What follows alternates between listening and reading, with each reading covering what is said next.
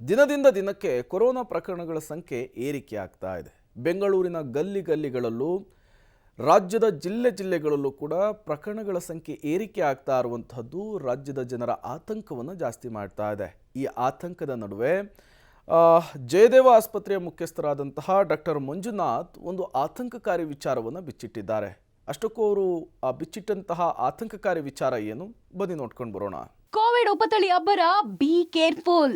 ಸ್ವಲ್ಪ ಯಾಮಾರಿದ್ರೂ ಕಮ್ಯುನಿಟಿಗೆ ಹಬ್ಬುವ ಆತಂಕ. ಕೋವಿಡ್ ಉಪತಳಿ ಸೋಂಕಿತರ ಸಂಖ್ಯೆ ಹೆಚ್ಚಾಗುವುದರ ಜೊತೆಗೆ ಆತಂಕವನ್ನ ಕೂಡ ಹೆಚ್ಚು ಮಾಡ್ತಾ ಇದೆ.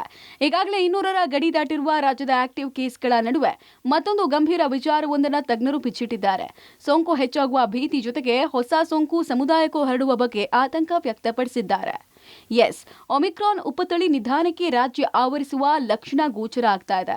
ಈ ಮಧ್ಯೆ ಸದ್ಯ ಹೊಸ ಸೋಂಕು ಹೆಚ್ಚಳ ಆಗುವುದಲ್ಲದೆ ಸಮುದಾಯಕ್ಕೂ ಹರಡುವ ಸಾಧ್ಯತೆ ಇದೆ ಅಂತ ಜಯದೇವ ಆಸ್ಪತ್ರೆ ನಿರ್ದೇಶಕ ಡಾಕ್ಟರ್ ಮಂಜುನಾಥ್ ಆತಂಕ ವ್ಯಕ್ತಪಡಿಸಿದ್ದಾರೆ.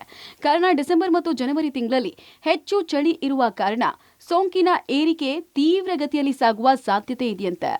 ಸದ್ಯ ಇದೇ ಕಾರಣಕ್ಕೆ ಆರೋಗ್ಯ ಇಲಾಖೆಗೂ ಡಾಕ್ಟರ್ ಮಂಜುನಾಥ್ ಸಲಹೆ ಕೊಟ್ಟಿದ್ದು, ರ್ಯಾಂಡಮ್ ಟೆಸ್ಟ್ ಹೆಚ್ಚಳಕ್ಕೆ ಸಲಹೆ ಕೊಟ್ಟಿದ್ದಾರೆ. ಹೆಚ್ಚು ಜನ ಸೇರುವ ಪ್ರದೇಶಗಳು ಸೇರಿದಂತೆ ಸಮುದಾಯ ಮಟ್ಟದಲ್ಲೇ ಸದ್ಯ ಟೆಸ್ಟಿಂಗ್ಗೆ ಸಲಹೆ ಕೊಟ್ಟಿದ್ದು, ಈ ಮೂಲಕ ಟೆಸ್ಟಿಂಗ್ ಸಂಖ್ಯೆಯನ್ನ ಹೆಚ್ಚಿಸೋದ್ರ ಜೊತೆಗೆ ಸಮುದಾಯ ಹರಡುವಿಕೆಯನ್ನ ಕಂಟ್ರೋಲ್ ಮಾಡೋಕೆ ಸಾಧ್ಯ ಎಂಬ ಸಲಹೆಯನ್ನ ಕೊಟ್ಟಿದ್ದಾರೆ. ಹೆಚ್ಚು ಜನ ಗುಂಪಾಗಿ ಸೇರೋದು ಸ್ವಲ್ಪ ಅವಾಯ್ಡ್ ಮಾಡೋದು ಬೆಟರು.